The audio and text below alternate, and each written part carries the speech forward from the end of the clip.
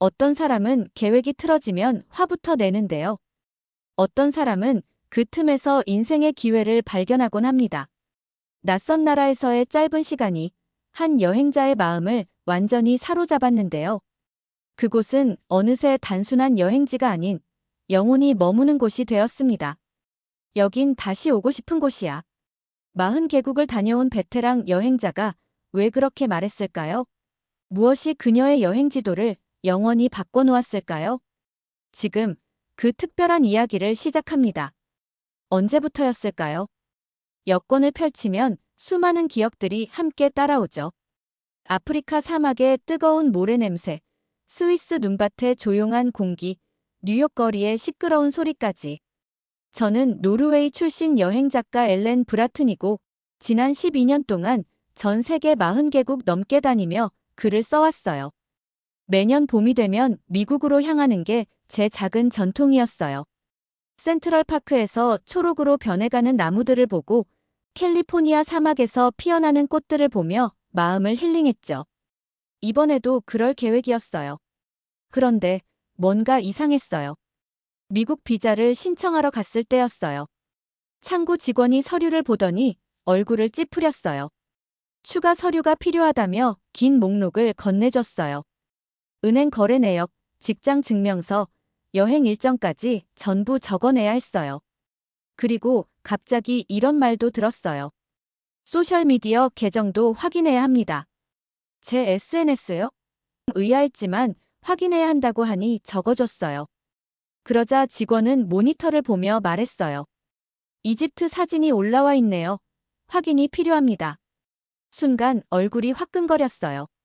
사진은 그냥 피라미드 앞에서 찍은 모습이었는데 괜히 큰 잘못이라도 한 것처럼 기분이 이상했어요. 그날 밤 따뜻한 차를 마시며 가만히 앉아 있었어요. 여행은 자유롭고 행복해야 하는데 왜 이렇게 긴장되고 누군가에게 감시받는 느낌이 드는 걸까? 점점 마음이 무거워졌어요. 다음 날 아침 메일함을 열어보니 가장 친한 여행 친구에게 메시지가 와 있었어요. 이번 여행지로 한국은 어때? 처음엔 웃었어요. 한국이라니. 케이팝이랑 매운 음식 정도만 알고 있었고 미국 대신 갈 생각은 한 번도 안 해봤거든요. 그런데 그때 런던에 있는 여행 컨설턴트 조르주한테서 전화가 왔어요. 엘렌, 진짜 깜짝 놀랄 소식 있어. 목소리가 들뜬 상태였어요. 요즘 내 유럽 고객들 전부 한국 간대. 미국보다 안전하고 사람들도 친절하고 음식도 너무 맛있대. 전화를 끊자마자 노트북을 켰어요. 한국 여행이라고 검색해보니 사진들이 쏟아졌어요. 도시는 깨끗했고 산과 바다도 아름다웠어요. 인터넷은 빠르고 밤거리도 안전하다던데요. 최고의 여행이었다는 후기들도 많았어요. 달력을 봤어요. 미국 여행에 쓰려고 비워둔 날짜가 그대로였어요. 옆에선 아직 작성 중이던 미국 비자 신청서가 저를 보고 있었고요. 질문은 끝도 없고 서류는 너무 많았죠. 그 순간 머리보다 마음이 먼저 결정을 내렸어요. 미국 비자 신청서를 닫고 새 창을 열었어요. 서울행 항공권을 검색했죠. 예약하기 버튼을 누르자 손끝이 찌릿했어요. 오랜만에 느끼는 설렘이었어요. 프린터에서 표가 출력되는 소리를 들으며 웃고 있었죠. 그날 밤 한 번도 가본 적 없는 나라를 꿈꿨어요. 높은 산, 현대적인 도시, 그리고 누군가의 눈치를 보지 않아도 되는 곳이었어요. 가끔은 계획이 틀어질 때 진짜 멋진 여행이 시작되는 법이죠. 비행기는 12시간 동안 하늘을 날고 있었어요. 나라를 몇 개나 지나고 바다도 건넜죠. 드디어 기장이 인천공항에 도착한다고 안내했을 때 저는 창가에 얼굴을 바짝 댔어요. 가슴이 두근거렸어요. 한국은 처음이었고 뭐가 어떻게 돌아가는지 하나도 몰랐거든요. 길은 찾을 수 있을까? 말은 통할까? 음식은 입에 맞을까? 별의별 생각이 다 들었어요. 공항은 정말 컸어요. 바닥은 반짝반짝했고 천장 조명이 바닥에 그대로 비칠 정도였어요. 그런데 제일 놀랐던 건 공항 직원들이 모두 웃고 있다는 점이었어요. 단정한 유니폼을 입은 직원이 여권을 확인하면서 영어로 또박또박 말했어요. 웰컴 투 코리아. 그 말보다 더 따뜻했던 건 그 사람의 미소였어요. 눈까지 웃고 있었거든요. 그 순간 저도 기분이 좋아졌어요. 가방을 찾은 뒤에는 공항철도 안내를 따라갔어요. 열차는 딱 제 시간에 도착했어요. 일찍도 아니고 늦지도 않았어요. 열차 안은 정말 깨끗했어요. 바닥에 앉아서 밥을 먹어도 될 정도였죠. 서울역에 내렸을 때 잠시 멈춰서 주위를 둘러봤어요. 모든 게 반짝였어요. 한글, 영어, 중국어, 일본어로 된 표지판이 깔끔하게 길을 안내하고 있었어요. 역 밖으로 나서자 도시가 눈앞에 펼쳐졌어요. 유리로 된 높은 빌딩들이 하늘로 치솟아 있었고 그 중앙에는 남대문이라는 서울의 관문이 보였어요. 옛것과 새것이 나란히 서 있었어요. 마치 시간을 두 개 동시에 살아가는 느낌이었어요. 택시를 타고 강남의 호텔로 갔어요. 운전기사님은 영어를 많이 못했지만 번역 앱을 켜서 저에게 이런저런 질문을 하셨어요. 이 사진을 보여드리자 피오르와 눈 덮인 산을 보고 웃으셨어요. 호텔방은 작지만 완벽했어요. 침대는 구름 위에 누운 것처럼 푹신했고 욕실에는 버튼이 정말 많았어요. 변기 시트 온도 조절, 음악 재생, 심지어 샤워 후 몸을 말려주는 기능까지 있었어요. 잘못 눌렀다가 갑자기 물이 튀어나와서 깜짝 놀랐어요. 나도 모르게 웃음이 나왔죠. 1시간쯤 쉬고 나서 밖으로 나가봤어요.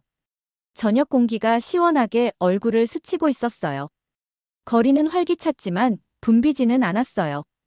건물마다 불빛이 반짝이고 음식 사진이 가득한 간판들이 배고픔을 자극했어요. 그 중에서도 인상적이었던 건 밤에 혼자 걷는 여성들이 많았다는 점이었어요. 그 누구도 불안해 보이지 않았고 당당하게 거리를 누비고 있었어요. 다른 나라에서는 밤에 혼자 다니는 여성들이 조심하곤 하는데 여기는 달랐어요.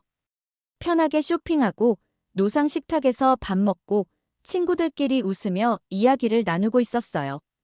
작은 식당에 들어갔더니 아주머니가 친절하게 고기 굽는 법을 알려주셨어요. 테이블 가운데 불판이 있고 고기와 함께 여러 반찬이 나왔어요. 매운 김치, 달콤한 단무지, 상큼한 상추, 알록달록한 소스들. 입안에서 맛들이 춤을 추고 있었어요. 맵기도 하고 달기도 하고 설명하기 어려운 맛도 있었어요. 배를 두드리며 호텔로 돌아가는 길.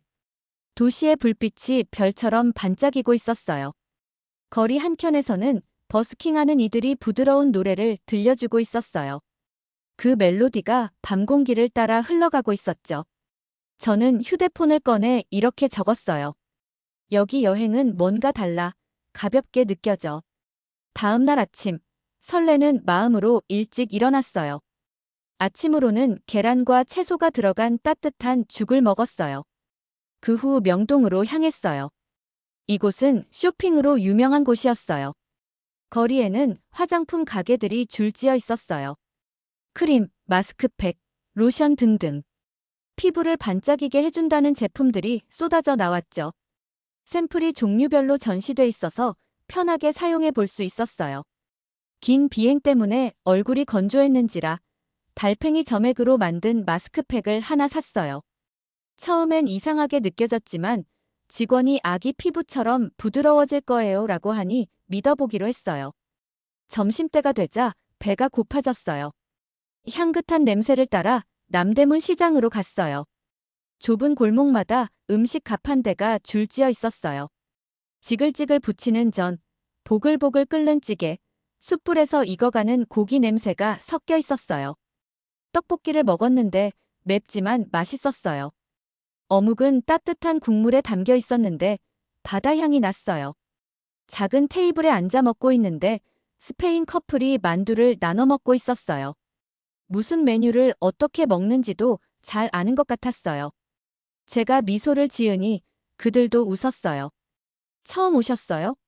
여자가 영어로 물었어요. 네. 고개를 끄덕였죠.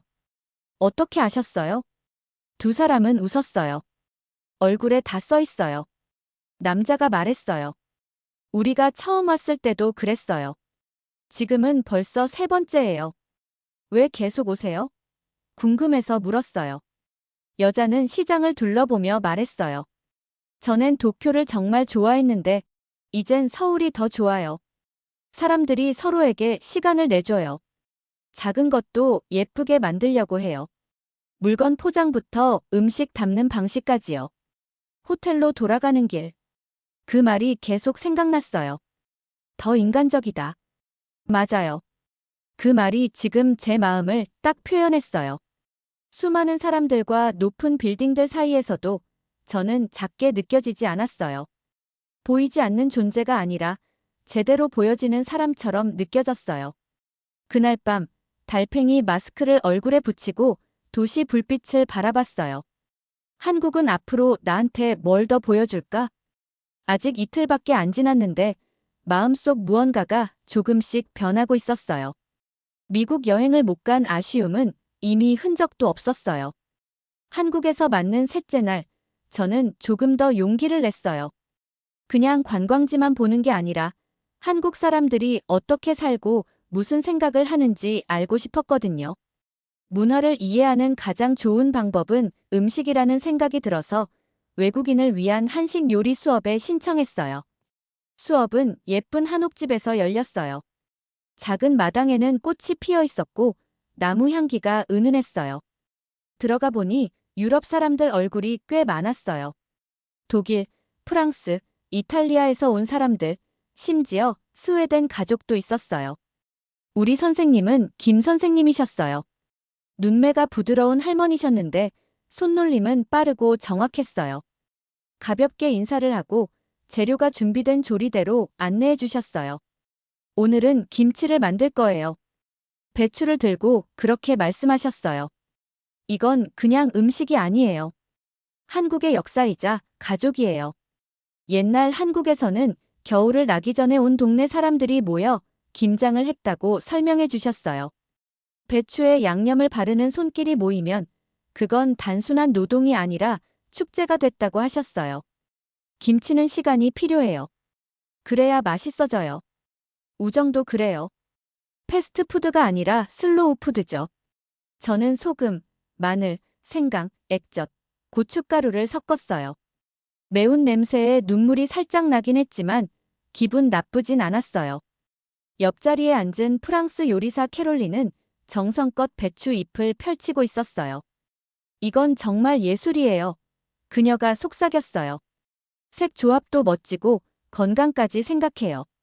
마늘은 심장에 좋고 배추는 장에 좋고 이건 요리가 아니라 철학이에요. 색깔, 건강, 맛이 다 함께 있어요. 우리가 만든 김치는 일주일 정도 숙성시켜야 했고 이어서 비빔밥을 배웠어요. 밥 위에 채소, 고기, 계란을 얹는 요리였는데 각각의 색이 다 의미가 있었어요. 초록은 나무, 빨강은 불, 노랑은 땅, 하양은 쇠, 검정은 물. 모든 색을 먹으면 몸도 마음도 균형이 생겨요. 김 선생님이 웃으며 말씀하셨어요. 우리가 만든 음식을 먹으면서 다른 수강생들과 이야기를 나눴어요. 많은 사람들이 한국을 다른 나라 대신 선택했다고 했어요.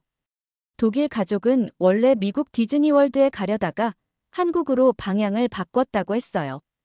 여기가 아이들 교육에는 더 좋아요. 아버지가 그렇게 말했어요. 여긴 캐릭터가 아니라 삶을 보여주거든요. 저녁이 되어 배도 부르고 마음도 가득 찼을 때 한국의 전통술을 배워보고 싶어졌어요. 서울 북쪽에 있는 작은 전통주 바를 찾았어요. 그곳은 옛날 찻집처럼 꾸며져 있었어요. 주인 박 사장님은 영어를 아주 잘했어요. 술마다 설명도 친절하게 해주셨어요. 처음엔 맑은 술을 작은 잔에 따라주셨어요. 이건 소주예요. 예전엔 쌀로 만들었지만 요즘은 고구마나 곡물로도 만들어요. 깔끔한 맛이죠. 조심스럽게 마셔봤는데 가볍고 살짝 달콤했어요. 유럽에서 마시던 독한 술과는 느낌이 전혀 달랐어요. 다음엔 하얀 빛깔의 술을 나무 그릇에 담아주셨어요. 막걸리입니다. 자랑스럽게 말씀하셨어요. 농부들이 마시던 술이에요. 거의 거르지 않고 만든 천연 발효주죠. 장에도 좋아요. 약간 달콤하고 톡 쏘는 맛이 났어요. 근처에 앉아있던 이탈리아 남자가 고개를 끄덕였어요. 저는 마르코라고 해요. 이탈리아 토스카나 출신 와인 전문가입니다. 한국 전통술을 배우러 왔어요. 그는 막걸리를 천천히 음미했어요. 이건 이야기가 있는 술이에요. 부드럽고 깊은 맛이 있어요. 쌀맛, 발효의 흔적이 다 살아있어요. 이탈리아였다면 이런 술은 정말 비싸게 팔렸을 거예요.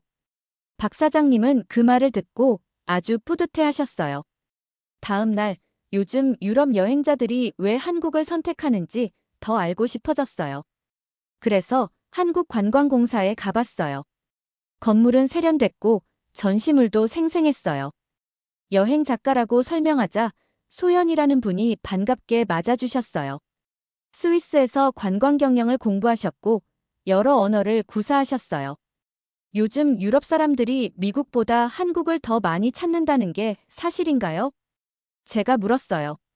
그분은 미소를 지으며 태블릿을 열었어요. 숫자로 보면 확실히 그렇습니다. 작년보다 유럽 방문객이 34% 늘었고 미국은 15% 줄었어요. 저는 놀라서 다시 물었어요. 왜 이런 변화가 생긴 걸까요? 이유는 여러 가지예요. 안전이 가장 크죠. 밤에도 안전하다고 느껴요. 그리고 경제적인 면도 커요. 같은 돈으로 더 많은 걸 경험할 수 있거든요. 게다가 K-팝, 한국 드라마, 뷰티 제품이 전 세계적인 관심을 끌었어요. 그녀는 만족한 관광객들이 보낸 편지도 보여줬어요. 깨끗한 도시, 친절한 사람들, 편리한 대중교통, 전통과 현대의 조화. 모두가 비슷한 이야기를 하고 있었어요. 관광공사를 나서며 제가 느낀 건 분명했어요. 이건 단순히 K-팝이나 드라마 때문이 아니었어요. 한국은 드문 가치를 주고 있었어요. 안전함, 따뜻함, 합리적인 가격, 그리고 똑똑한 기술. 단순히 보는 여행이 아니라 사는 여행을 할 수 있는 곳이었어요. 어떤 곳은 풍경이 아니라 그곳에서 느끼는 감정이 사람을 바꿔놓는 것 같아요. 한국에서의 마지막 날, 눈을 떴을 때 기분이 참 묘했어요. 행복한데 동시에 아쉬웠어요. 좋은 걸 많이 보고 느꼈지만 이제 떠나야 하니까요. 일주일이 물처럼 손가락 사이로 흘러가 버린 것 같았어요. 아침은 쌀밥, 미역국, 제육볶음이었어요. 며칠 전부터는 빵과 버터 생각은 아예 접었죠. 식사를 마치고 나니 남은 시간을 어떻게 보낼까 고민이 됐어요. 서울의 중심을 가로지르는 한강을 마지막으로 가보기로 했어요. 한강시민공원 근처에서 따릉이를 대여했어요. 자전거 바퀴가 매끈한 도로 위에서 사각사각 소리를 냈어요. 강물은 넓고 힘찼고 햇살에 반짝이고 있었어요. 왼쪽엔 물 위로 보트랑 새들이 떠 있었고 오른쪽엔 서울의 건물들이 나란히 서 있었어요. 옛날 건물과 현대식 빌딩이 뒤섞여 있었어요. 자전거를 타며 지나친 풍경들은 정말 다양했어요. 정원과 카페가 있는 떠있는 섬, 무지갯빛으로 변하는 다리, 음악에 맞춰 춤추는 분수도 있었어요. 몇 킬로미터마다 운동기구가 놓인 쉼터도 있었는데 어르신들이 천천히 스트레칭을 하고 계셨어요. 마치 느린 춤을 추는 것 같았어요. 작은 공원에서 잠깐 쉬었어요. 벤치에 앉아 하늘을 보니 아이들이 연을 날리고 있었어요. 연은 하늘 위에서 날갯짓을 했고 꼬리는 색색의 리본처럼 펄럭였어요. 아이들 웃음소리가 바람을 타고 퍼졌어요. 조금 더 달려가다 보니 시장 같은 곳이 있었어요. 포장마차랑 손수레에서 길거리 음식 냄새가 솔솔 났어요. 배가 고파졌어요. 호떡을 하나 샀어요. 설탕, 견과류, 계피가 들어간 달콤한 팬케이크였어요. 겉은 바삭했고 한 입 베어무니 따뜻한 속이 입안에서 살살 녹았어요. 손끝에 꿀이 묻은 채로 다시 자전거를 탔어요. 해가 지기 시작하자 하늘이 주홍빛으로 곱게 물들었어요. 그 빛이 강물 위에 반사되면서 물이 마치 불길처럼 반짝였어요. 멀리서 음악이 들려왔어요. 대학생들이 기타 연주를 하고 있었어요. 가사 없이도 이야기를 들려주는 듯한 멜로디였어요. 주위를 둘러보니 모두가 저녁을 즐기고 있었어요. 가족들은 돗자리를 펴고 음식을 나눴고, 연인들은 손을 잡고 하늘을 배경으로 사진을 찍고 있었어요. 친구들끼리 텐트를 치고 치킨을 먹으며 카드놀이를 하고 있었어요. 무엇보다 인상 깊었던 건 이 평온함이었어요. 다른 큰 도시에서는 항상 긴장하게 되잖아요. 지갑 조심하고 주변 눈치 보고, 그런데 여긴 아니었어요. 아이들이 자유롭게 뛰어놀고 부모들은 그저 편하게 이야기하고 있었어요. 자전거를 멈추고 벤치에 걸터 앉았어요. 하루가 끝나가고 있었고 제 여행도 끝나가고 있었어요. 강냄새, 해질녘 햇살, 도시 소음, 사람들의 웃음소리. 이 순간을 꼭 기억하고 싶었어요.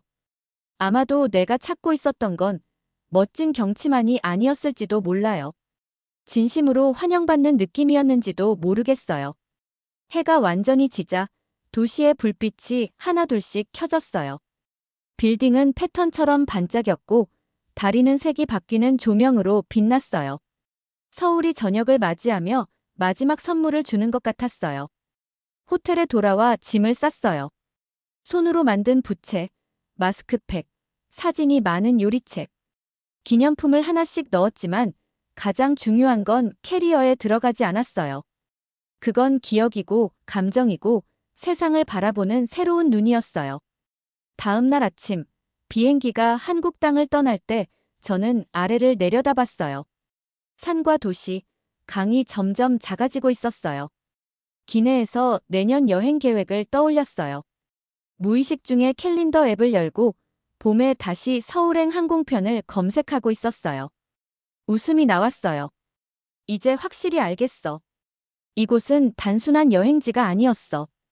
돌아오고 싶은 곳이야. 친구처럼 느껴지는 곳. 승무원이 음료를 들고 다가오며 물었어요. 집에 가셔서 기쁘세요? 네. 웃으며 대답했어요. 하지만 벌써 한국에 다시 오고 싶어요. 그녀도 웃으며 말했어요. 요즘 그런 분들 정말 많아요. 놀랍진 않았어요. 세상에는 피곤하고 실망스러운 여행지도 많지만 이곳엔 여전히 따뜻함과 친절, 진짜 모험이 있었어요. 이제야 알겠어요. 가장 멋진 여행은 지도에 표시된 장소가 아니라 마음에 남겨진 흔적이라는 것을. 오늘도 즐거우셨나요? 여러분의 구독과 좋아요는 영상을 만드는데 큰 힘이 됩니다. 오늘도 시청해주셔서 감사합니다.